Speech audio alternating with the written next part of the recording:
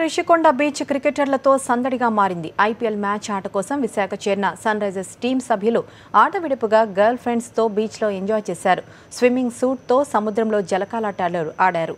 Bolt, Williamson, David Warner తో పాటు మరికొంతమంది క్రికెటర్లు రిషికొండ సముద్రంలో స్విమ్మింగ్ చేశారు. అభిమానుల తాకిడి ఎక్కువ కావడంతో పోలీసులు వారికి రక్షణగా నిలిచారు.